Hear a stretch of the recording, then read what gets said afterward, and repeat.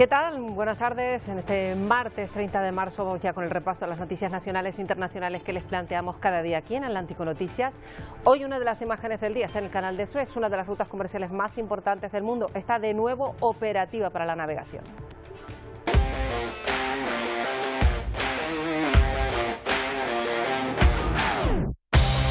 Después de casi una semana, el gigantesco buque Ever Given fue desencallado. Ahora el problema está en reorganizar el tráfico internacional paralizado. Los cientos de barcos que estaban a la espera de pasar por esa vía desde el pasado martes, pues todavía se encolan.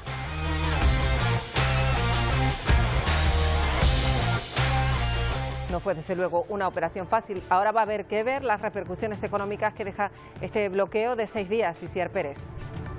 Sí, Marta, porque se reanuda el tráfico marítimo, pero lo cierto es que hay más de 400 embarcaciones esperando una autorización para poder atravesar el canal, y lo cierto es que se prevé que se pueda reanudar, se pueda retomar esa normalidad a partir del viernes o sábado. Por otro lado, como bien dices, queda el mayor reto: investigar las posibles responsabilidades. Pues luego lo vamos a ver. También hablaremos del informe de los expertos de la OMS después de su investigación en Wuhan, que deja claro que según las pruebas que han recogido, el origen del coronavirus que actualmente provoca la pandemia mundial pues se originó en un animal. Durante las últimas horas se habían ido ya filtrando las conclusiones de ese informe, que dice que es muy probable esa hipótesis de la transmisión de un humano a un animal intermedio infectado por un murciélago. Prácticamente, eso sí, descarta la tesis de que el virus se originara en un laboratorio. Y mientras están los datos, 15.500 nuevos contagios durante el fin de semana, los ha notificado ya Sanidad, y esto confirma la subida en cuanto a la incidencia acumulada, rozando ya los 150 casos. Podríamos pasar incluso a riesgo alto. Miguel Vega. En plena Semana Santa y a pesar de las restricciones, la incidencia acumulada sigue subiendo en gran parte del país. En las últimas semanas se ha frenado la caída de los contagios y los casos comienzan a subir lentamente. Por eso el Ministerio de Sanidad pide precaución para evitar que los hospitales se vuelvan a saturar y se produzcan más fallecidos. La buena noticia es que la vacunación, aunque todavía es muy lenta, comienza a notarse en los contagios en residencias y hospitales. En ambos casos han descendido. Otra razón de peso para acelerar la vacunación: un estudio del prestigioso Centro de Control de Enfermedades de Estados Unidos revela que una sola dosis de la vacuna de Moderna o de Pfizer es suficiente para que la persona vacunada tenga una inmunidad del 80%. Lo han demostrado en un estudio sobre 4.000 trabajadores sanitarios. Y otra buena noticia que tiene que ver con la vacunación en Reino Unido. Fíjense, la campaña está dando muy buenos resultados, hasta tal punto que están empezando a relajar las medidas. Desde hoy, de hecho, se permiten las reuniones al aire libre de hasta 6 personas y también la práctica deportiva en exteriores. Pero en lugares como Italia siguen manteniendo duras restricciones en muchas regiones para contener la curva que obligó al confinamiento en muchas regiones catalogadas como zona roja. Hay algunas más que se van sumando a esta situación. Esto implica confinamiento domiciliario estricto. Y a pesar de las altas temperaturas que hay en Brasil, cientos de personas ahí las ven, desafían al calor. Estos Río de Janeiro, para vacunarse en los centros en plena calle, tratan de superar la nueva ola de contagios. Están en Brasil en la peor etapa de la pandemia, además con restricciones federales y una nueva variante más infecciosa. Y más cosas que veremos hoy en el programa. El juicio más relevante en décadas de Estados Unidos ya ha arrancado, ya ha comenzado. El acusado es el policía Derek Chauvin. Podría acabar siendo sentenciado a más de 40 años de cárcel por la muerte de George Floyd hace 10 meses en Minneapolis. El juicio va más allá, casi se plantea como una revisión del modo de actuar de la policía en miles de casos similares. Y van a ver una secuencia de lo que ocurrió en Izmir, en Turquía. Ese edificio se desploma completamente, ahí ven el polvo, el humo en la zona. Una demolición en teoría controlada que no acabó, desde luego, como esperaban los ingenieros. Y se ha convertido en toda una atracción turística. Muchos se acercan a contemplar este espectáculo por la noche, para jugar incluso un partido de vóley. Es el volcán de Islandia en plena erupción. Ahí lo ven, pues, como telón de fondo.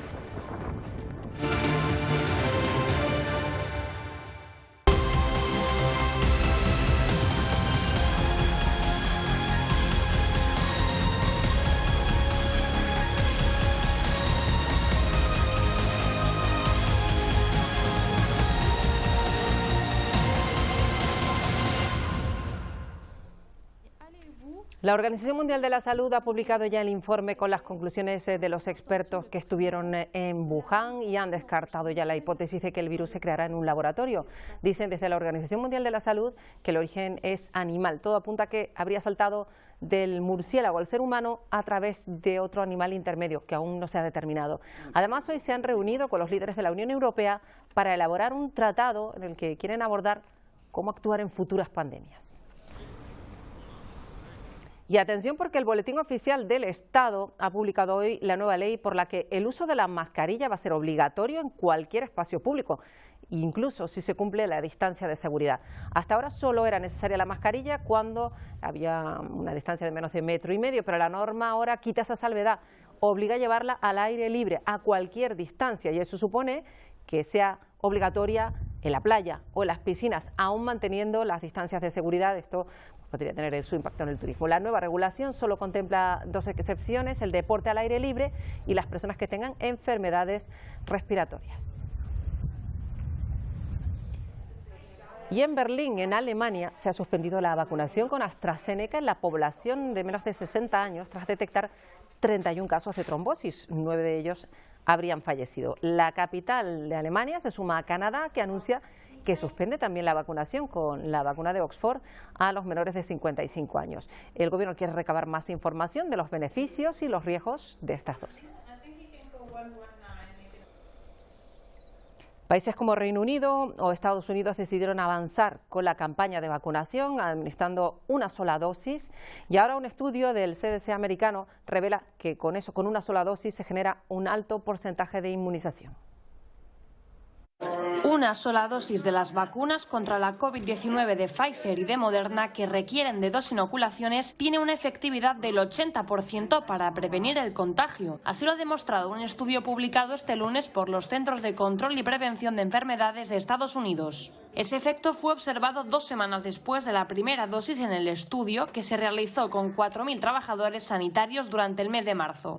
Los resultados también han demostrado que el riesgo de infección se redujo en un 90% entre las personas que recibieron las 2 dosis recomendadas. Este estudio coincide con la aceleración del proceso de vacunación en Estados Unidos, con más de 3 millones de dosis administradas diariamente. Según los datos conocidos este domingo, 93 millones de personas habían recibido al menos una dosis de algunas de las vacunas autorizadas en el país norteamericano y unos 51 millones de personas estaban ya completamente inmunizadas.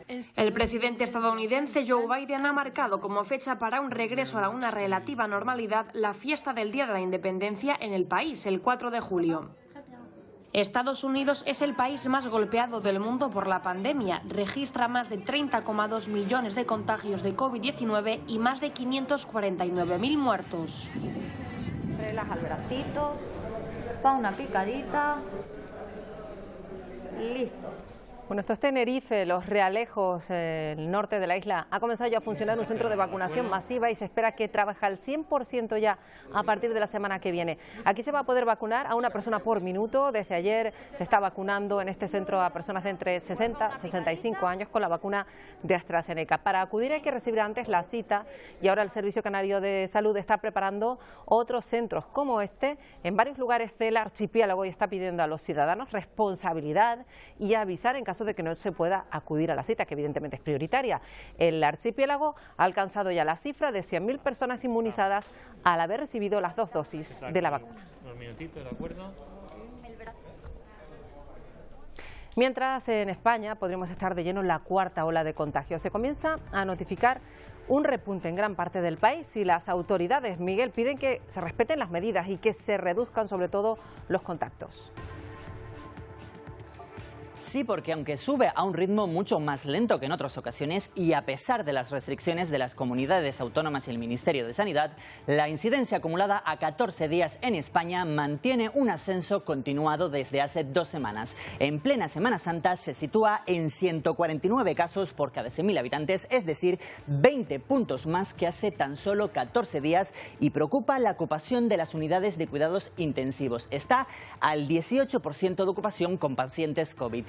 Y es que el Ministerio de Sanidad ha notificado desde el viernes más de 15.000 nuevos contagios y 189 fallecidos. Y por eso Sanidad confía que esta cuarta ola sea mucho más leve y pide respetar las medidas. Y que este incremento siga siendo al ritmo lento, muy lento que estamos observando, y conseguimos que la Semana Santa no tenga un impacto grande en la transmisión, podría ser que esa ola se convierta en una olita o en una ondita, esa cuarta pequeña onda. Y aunque el ritmo de vacunación ha aumentado en las últimas semanas, aún no es el suficiente. Por el momento, algo más del 10% de la población, es decir, cerca de 5 millones de personas han recibido al menos una dosis de la vacuna, pero un 5,5%, es decir, 2.600.000 personas han recibido la pauta completa. Y en Canarias, después de 3 días superando el récord de personas vacunadas en una jornada, ya son más de 182.000 las personas que han recibido al menos una dosis, es decir, un 13,5% de la población, pero la pauta completa ya la han recibido cerca de 100.000 personas, es decir, un 7,3%. Todo para cumplir con el objetivo de inmunizar al 70% de la población en verano. La buena evolución de la pandemia en Reino Unido, por lo menos, sí que ha permitido que comiencen a relajarse las medidas. Desde hoy, por ejemplo, se permiten las reuniones al aire libre de hasta 6 personas y también se puede hacer deporte. Inglaterra ha empezado este lunes a relajar sus restricciones para contener la pandemia, permitiendo encuentros sociales al aire libre de hasta 6 personas y a los deportes en el exterior. Estas son las primeras medidas para regresar a la interacción humana, como apuntan algunos ciudadanos exhaustos por el confinamiento impuesto desde comienzos de año. Knowing that I can come and see them again and go on walks with them and have real conversations with them again is really optimistic, and I'm looking forward to it. Se trata de un pequeño paso más en la desescalada del gobierno británico que comenzó con la reapertura de los colegios el pasado 8 de marzo. El primer ministro Boris Johnson ha urgido a la cautela ante el alarmante repunte de casos que se observan en Europa continental y frente a la amenaza de las nuevas variantes del virus. Si algunos países comunitarios se blindan ante la llegada de una cuarta ola, el conjunto del Reino Unido registró apenas 23 fallecimientos a causa de la COVID-19 en las últimas 24 horas, elevando el total a 126.615 y se notificaron 4.654 nuevos contagios. No hay relajación. En Italia, 10 regiones se encuentran en zona roja y se mantienen las restricciones ante el aumento de los contagios pese a todo. De hecho, el gobierno italiano va a imponer cuarentena de 5 días a los viajeros de la Unión Europea. Desde este lunes, 10 regiones italianas se encuentran en la llamada zona roja, la de mayores restricciones. Se encamina así hacia los 3 festivos de Semana Santa, cuando todo el país quedará confinado, mientras el gobierno piensa ya en nuevas medidas para después de las festividades. Con los nuevos parámetros epidemiológicos pasan a la zona roja Toscana, Calabria y Valle d'Aosta, que se suman a las que ya lo estaban, mientras que el Lazio y Roma entran este martes en zona naranja con medidas menos duras que permiten la apertura de algunas actividades. Después de Semana Santa, Italia abrirá los colegios incluso en la zona roja, desde las guarderías hasta el primer año de la educación secundaria. La curva de contagio lleva días estabilizada, pero no baja y el índice de contagio está en toda Italia por encima de 1, por lo que el país estará en la zona roja y naranja al menos hasta el 30 de abril. El gobierno prepara nuevas medidas, pero no se prevén aperturas, sino nuevos confinamientos para el puente del 25 de abril y para el 1 de mayo. Esto supone que tanto en la zona naranja como en la roja los bares y restaurantes permanecerán cerrados y solo se permite la entrega a domicilio, mientras que siguen cerrados gimnasios, piscinas y balnearios, así como museos, teatros y cines. ¿Y qué pasa en Francia? Pues los médicos están reclamando al gobierno que haya confinamiento severo en el país por la situación de las UCI. Sin medidas más restrictivas, dicen, van a tener que transferir pacientes a regiones menos afectadas, abrir camas de reanimación, incluso seleccionar, dicen, a los pacientes que pueden llegar a atender. El presidente del país podría, por tanto, ampliar la cuarentena. Ya hay 19 departamentos, incluso París, confinados y podrían, además, pues aumentar las medidas. Los turistas que entren por la Jonquera desde España van a tener que presentar un test negativo. Es el acceso a España por la Junquera en Girona. A partir de este martes, todos los que crucen la frontera desde Francia en vehículo deberán mostrar una PCR negativa u otra prueba diagnóstica realizada 72 horas antes. El mismo requisito que se exige para los viajeros que llegan a España por avión o barco. Dudas en su primer día de aplicación. Pues he pasado un PCR y me he parado a preguntar a la policía porque estoy vacunado ya de las 2 vacunas y saber si tenía que pasar un PCR a cada vez. No tienen que presentar ninguna prueba menores de 6 años, camioneros, trabajadores transfronterizos y residentes en zona fronteriza. La medida es una orden del Ministerio de Sanidad que califica de urgente y necesaria por la situación epidemiológica. Coincide además con la polémica por fiestas ilegales e imágenes de calles llenas con turistas franceses en los últimos días. Y este es el aeropuerto de Palma de Mallorca, con turistas alemanes regresando a casa después de varios días en la isla, en cola para hacerse el test en el mismo aeropuerto. Una condición imprescindible que impuso el gobierno alemán a los que regresen al país. Presentar una prueba negativa de COVID. Se espera que miles de alemanes viajen a Mallorca durante todavía este tiempo de Semana Santa, después de que Berlín eliminara esta comunidad de su lista negra de coronavirus. Pero allí en el país las autoridades están muy preocupadas por el avance de casos. Merkel quiere incluso imponer medidas más restrictivas, no descarta incluso tomar el control de la situación. Vamos a ir a Alemania para hablar con Raquel López, es canaria, vive en Landsberg am Lech, que está a unos 40 kilómetros de Múnich y nos atiende de nuevo. ¿Qué tal, Raquel? Buenas tardes desde Canarias.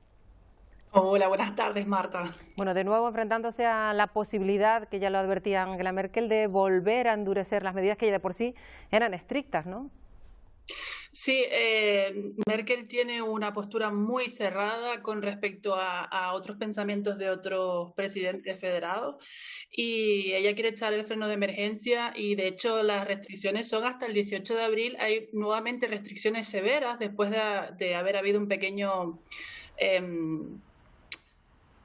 relajamiento de las medidas, pero ahora mismo volvemos otra vez a estar en difíciles momentos, como claro, quien dice. Claro, porque es verdad que los datos preocupan, sobre todo porque se trata de un país en el que sí que hay una campaña de vacunación en marcha masiva. ¿Cómo va la campaña, tú que estás relacionada con el sector sanitario? ¿A tu juicio se está vacunando de manera así masiva como requieren las autoridades? Se está vacunando, pero se está yendo mucho más despacio de lo que el ministro de Sanidad había dicho en un primer momento, que esperaban que en verano estuviera sobre todo la gente de la tercera edad ya vacunada, pero van mucho más lentos y muchos de mis pacientes aún están en lista de espera para ser vacunados, así que con respecto a eso sí que están teniendo ciertas dificultades de organización, la verdad. ¿Cómo lleva la población en el día a día, en la zona en la que resides, pues esta amenaza de restricciones aún más estrictas, porque ya has dicho que ya llevan así muchos meses acumulados?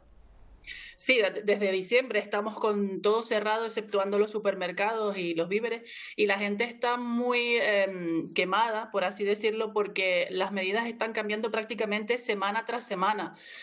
Después de esta relajación que hubo después de marzo, pues de cara a la festividad de la Pascua ha habido una vuelta otra vez a la cautela, a reuniones máximo de 5 personas y toques de queda.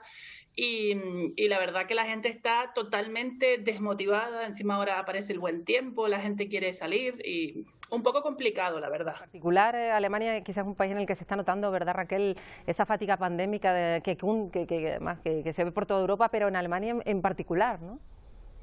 Sí, ahora mismo es que totalmente descontrolado con respecto a la primera hora con la ola, porque están subiendo los casos desorbitadamente. Esta semana habíamos comenzado en la zona donde yo vivo con una incidencia de 40 y la semana pasada, el lunes, y hoy es martes y está una incidencia ya en 90. O sea, es preocupante el nivel de avance que tiene esta cuarta ola. Entonces es ahí donde el freno de emergencia que Merkel quiere prácticamente volver a cerrar todo, pero hay mucha disparidad con respecto a otros presidentes, entonces pues complicado. ¿Cuál es la decisión que toman? Agradecemos muchísimo a Raquel López que de nuevo nos vuelva a contar cómo es la situación, que está complicada, y nos lo vuelva a contar. A ver si la próxima vez que hablemos, Raquel, las noticias son mejores. Por lo menos para decir que esto ya ha acabado y haya un hilo de esperanza. Esperemos que así sea. Gracias, Raquel López. Muchas gracias a ustedes. Un saludo. Bueno, pues dejamos Alemania, vamos a ver lo que pasa en Latinoamérica, en Uruguay en concreto, porque a pesar de que están en la segunda ola allí, con las UCI al borde del colapso, el gobierno de Uruguay no quiere establecer confinamientos, ha sido muy contundente. De hecho, el presidente del país, Luis Lacalle Pou, recibió la primera dosis de la vacuna de Sinovac en la capital y ha rechazado imponer medidas más restrictivas porque aquí en este país dice, pues no cree que un estado policial y los uruguayos saben lo que tienen que hacer. El mandatario ha anunciado que el país comenzará ya un plan de vacunación abierto para personas de entre 18 y 70 años. Hay que tener siempre cuidado de no quedar... Y un nuevo lote de vacunas rusas ha llegado a Venezuela. En esta ocasión han sido 50.000 dosis. Están destinadas a los trabajadores sanitarios y a las personas mayores. Y todo tras proponer, Maduro, recordarán, un plan para pagar las vacunas con envíos de petróleo. El gobierno culpa a las sanciones internacionales las dificultades que atraviesa el país para comprar vacunas. Venezuela está viviendo también la segunda ola de la pandemia y ha recibido 1 millón de dosis de vacunas rusas y chinas. Esto es Ecuador. Los hospitales que están en la capital de Quito desbordados, se están trasladando hasta colchonetas para habilitar zonas de atención a los pacientes. No hay camas libres. El principal hospital de la capital está al 145% de su capacidad. Hay carpas para atender a los enfermos. Y en el repaso por Latinoamérica y ven altas temperaturas en Brasil y cientos de personas desafiando el calor en Río de Janeiro para vacunarse en estos puntos en la calle. Están tratando de superar con la vacunación esta ola de contagios. Están, de hecho, en la peor etapa de la pandemia, restricciones federales, y están también sufriendo el impacto de una variante más infecciosa. Se han superado las 310.000 muertes y los 12,5 millones de contagios. En mayo se espera la llegada de 2 millones de dosis de Pfizer para seguir con el plan de vacunación. Y en la India, la celebración del Festival de los Colores, el Holi, que anuncia la llegada del buen tiempo, ha vuelto a quedar suspendido. Aumentan también los positivos, así que lejos de las grandes citas de otros años, con miles de personas en la calle, las celebraciones, ya decimos, prohibidas, se han limitado a encuentros entre familias y amigos. La India es el tercer país del mundo en más contagios, hay 12 millones de positivos. Bueno, vamos a hablar de las relaciones de Canarias y África que se han estrechado, ya saben, en los últimos años, esos lazos que unen sus territorios vinculados históricamente, geográficamente y también en economía y negocios. Y hoy queremos saber en qué medida la situación de la pandemia ha impactado en los proyectos que vinculan Canarias con África. Hay muchísimas empresas, ya saben, de Canarias implantadas en el continente, en países como Marruecos, Mauritania, Senegal o Cabo Verde. Las relaciones comerciales entre Canarias y África se consolidan ya desde hace tiempo. Hay muchísimas empresas con sede física en países de África. Vamos a hablar hoy con Nasara Cabrera, que es directora general de Relaciones con África del Gobierno de Canarias. Señora Cabrera, bienvenida. Buenas tardes, muchas gracias. Es un momento muy complejo para el mundo. ¿En qué medida la situación de pandemia afecta a los proyectos, las iniciativas que se impulsaban desde Canarias en sus relaciones comerciales con África? Bueno, en ese sentido, en concreto, tanto desde la Dirección General de Asuntos Económicos con África como desde Proexca, la empresa pública que trabaja la internacionalización de la economía canaria, evidentemente hemos tenido que reinventarnos y pasar todos los proyectos que estábamos haciendo a lo virtual, ¿no? Al plano virtual.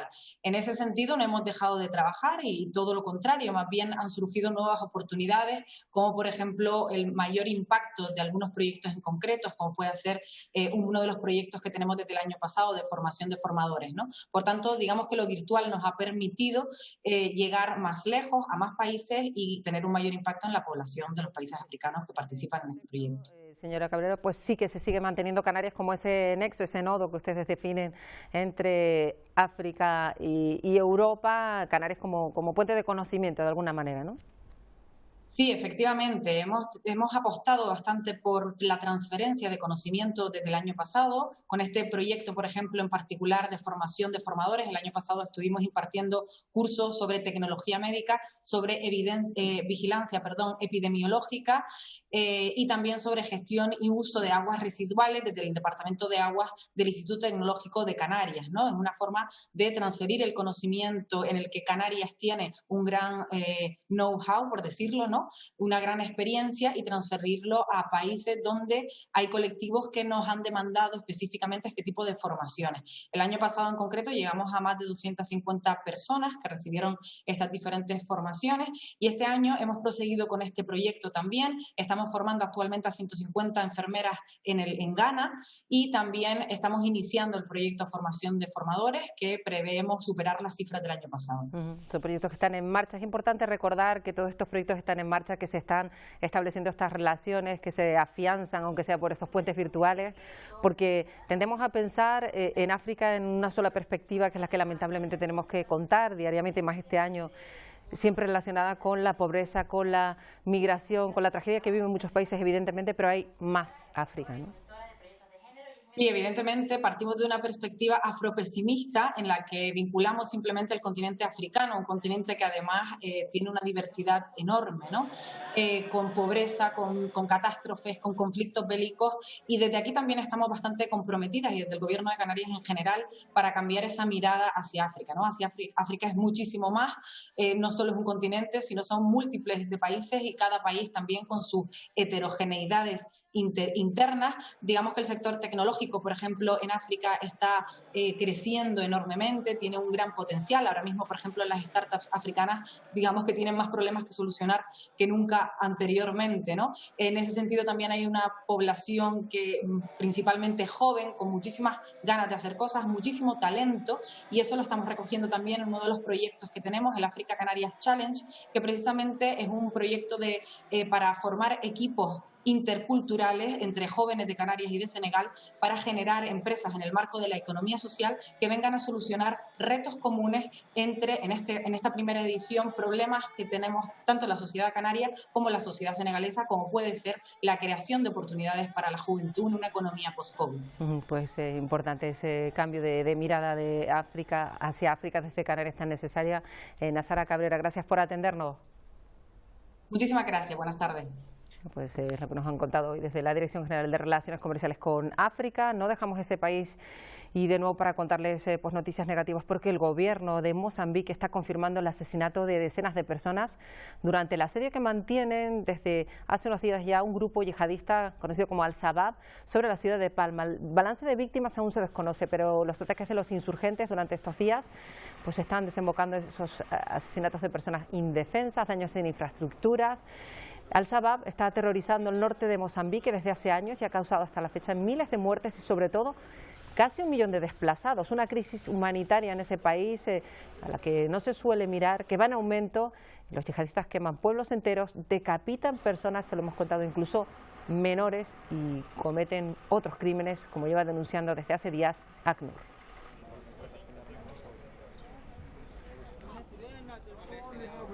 Bueno, en China se ha aprobado hoy una controvertida reforma electoral para Hong Kong, una legislación ampliamente criticada porque esta región autónoma pues están interpretando esta acción como una forma de acallar opositores y disidentes y de aumentar el control de Pekín sobre esta zona. La relación entre China y Hong Kong lleva muchos años siendo especialmente complicada.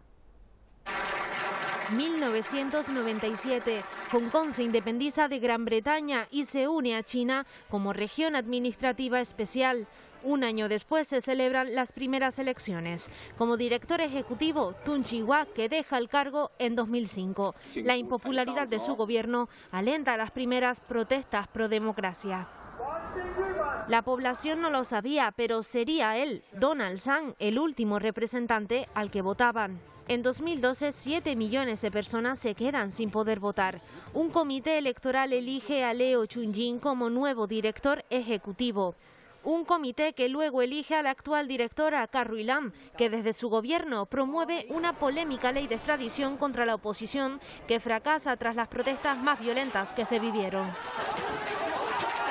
Pero esto no acaba. El año pasado, aprobada una ley de seguridad nacional, China detiene a 47 activistas y opositores hongkoneses y al día siguiente presenta la nueva reforma electoral. Se trata de garantizar que solo los patriotas tengan la oportunidad de administrar Hong Kong y no se trata de erradicar las oportunidades de las personas que tienen una determinada posición política. Una ley presentada en la apertura de la Asamblea Popular Nacional, el mayor evento político en China. 3.000 congresistas decidiendo por una región que teme quedarse sin voz ni voto. Otra crisis que seguimos atentamente, la que se vive en la frontera entre Colombia y Venezuela. Esta es por un conflicto militar abierto entre el ejército de Venezuela y disidentes de las FARC. De hecho, hay miles de personas que están huyendo directamente de los disparos de las bombas. Hay 5.000 personas desplazadas al menos. Desde La Victoria, Venezuela, siguen cruzando la frontera hacia Arauquita por la zozobra que desencadenan los constantes enfrentamientos entre el ejército venezolano y las disidencias de la FARC. Se oye esas detonaciones muy seguido, y entonces eso nos tiene alarmados, tenemos que buscar refugio a nuestras vidas. Huyendo porque está un conflicto armado, no queremos, digamos, estar en esta situación. Nosotros tenemos niños pequeños, mi esposo es discapacitado. Los migrantes buscan proteger sus vidas ante las diarias alteraciones de orden público en La Victoria, Venezuela. La situación en Venezuela es crítica, compadre. Dice que persigue la guerrilla, pero eso es mentira, eso es plomo todos los días y eso lo zozobra a uno. Esperando una bomba, esperando un avión que pase por encima y lo bombardea a uno. Las embarcaciones que transportan a los migrantes son custodiadas por la Infantería de Marina colombiana. La alcaldía de Arauquita adecuó la cancha de fútbol del pueblo como albergue para seguir recibiendo a migrantes que siguen llegando a esta zona de frontera. Bueno, ya ha comenzado en Estados Unidos el juicio que va a ser desde luego el más mediático de los últimos años. En el banquillo Derek Chauvin, el exagente policial de Minneapolis al que se acusa de matar a George Floyd el año pasado. Una muerte que provocó protestas en todo el mundo, se convirtió en el símbolo de la rebelión contra la violencia policial en Estados Unidos.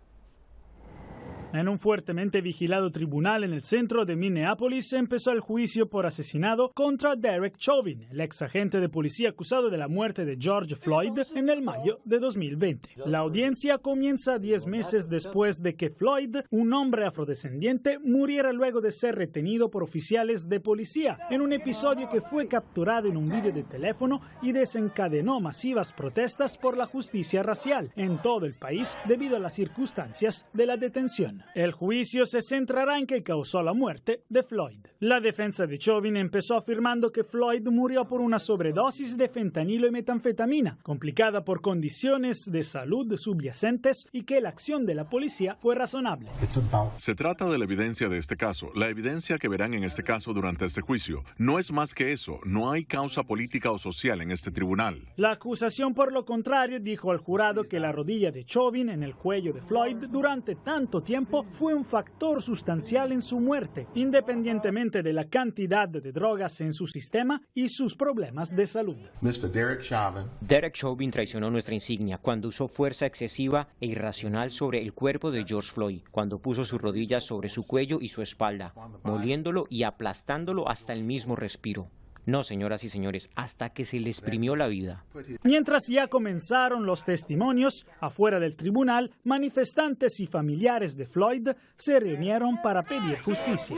Según varios activistas, este juicio es crucial para ver si, ante la muerte de Floyd, se podrá responsabilizar a los agentes de policía si infringen la ley.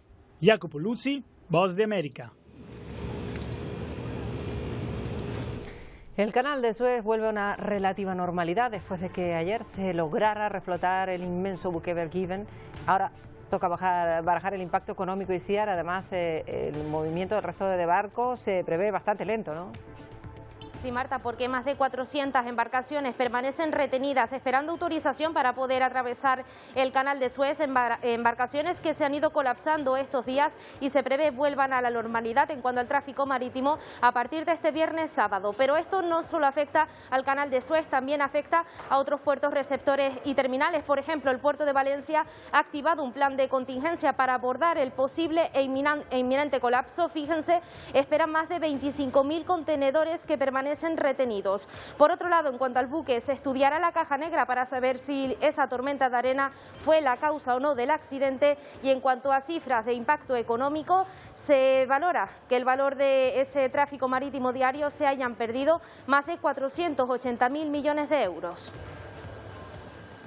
El Ever Given sale a flote, pero continúa el bloqueo comercial. Es la imagen de este martes. 437 barcos esperan para cruzar por el Mediterráneo o el Mar Rojo, produciéndose un importante colapso. Más de 190 aguardan en Puerto Said, 201 en Suez y 43 en el Gran Lago. Pero ¿cuándo podrán atravesarlo y continuar con su ruta? En 3 días o en 3 días y medio se podría compensar la pérdida. No dormiremos, este es un nuevo desafío en el que estamos trabajando. No perderemos el tiempo, estamos preocupados por los productos a bordo y los intereses de la gente, de los que están en los barcos. Y otro reto, investigar posibles responsabilidades. No tenemos la culpa de lo sucedido. Somos perjudicados, al igual que otras muchas personas. Así que las indemnizaciones y quién es el responsable de ellas se aclararán durante la investigación. No será tarea fácil desgranar qué pudo ocurrir para que la vía marítima de la que depende el 10% del comercio mundial quedara bloqueada, paralizando el paso sobre todo de petróleo y mercancías como automóviles o aparatos electrónicos. La Dirección General de Tráfico tiene nueva campaña de seguridad, o no tan nueva. Por su seguridad, utilice el cinturón.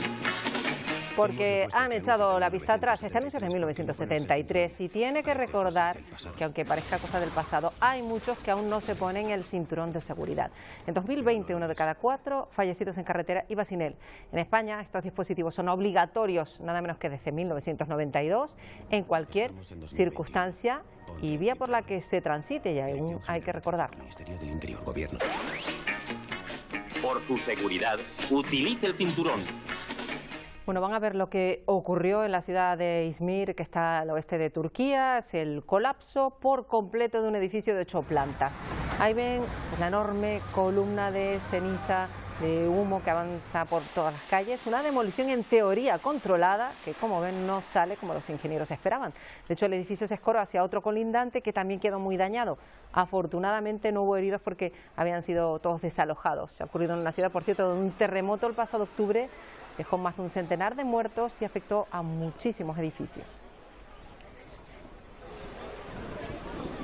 Vamos a Islandia. Lleva el volcán arrojando lava desde el pasado 19 de marzo, un volcán en erupción en la península de Reykjanes. Se ha convertido de hecho ya en una atracción turística porque hay muchísimas personas que se acercan a contemplar el espectáculo por la noche. Incluso ahí ven jugando al vóley con el volcán de telón de fondo. Desde que comenzara la erupción, muchísimas personas peregrinan hasta este punto, a 30 kilómetros al sureste de la capital islandesa, para contemplar los cambios, el flujo de lava. Los expertos aún no saben cuánto se va a prolongar esta espectacular erupción. Muchos curiosos y ahí ven tan cerca de la lava. Esto es el volcán de Pacaya en Guatemala, varias semanas también expulsando gases y lava. Algunos se aprovechan para improvisar barbacoas.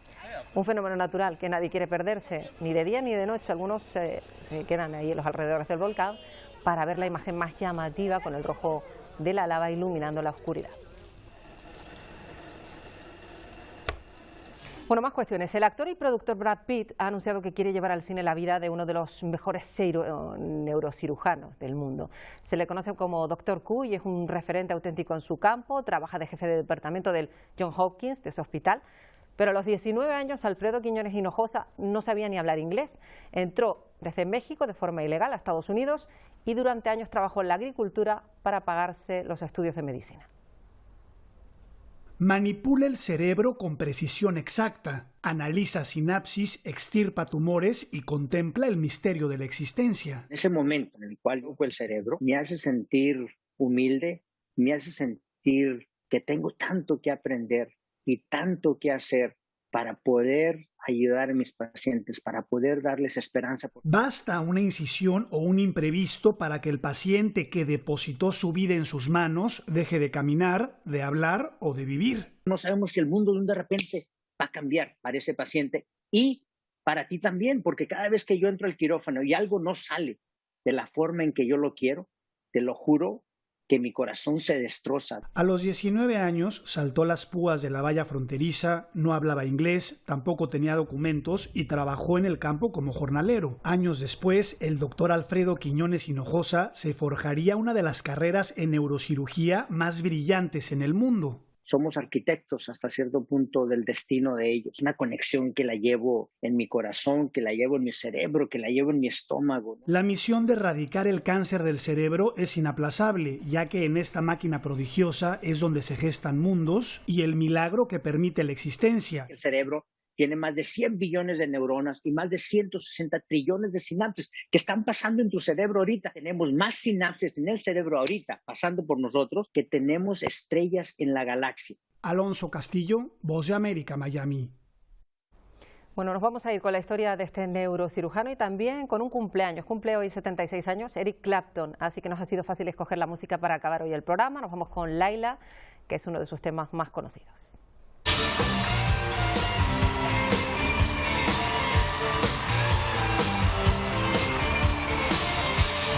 Guitarrista excepcional, se considera toda una leyenda del rock, así que con la música de Clapton les decimos adiós por hoy. En unos minutos, Telenoticias 1 con Isabel Baeza. Hasta mañana.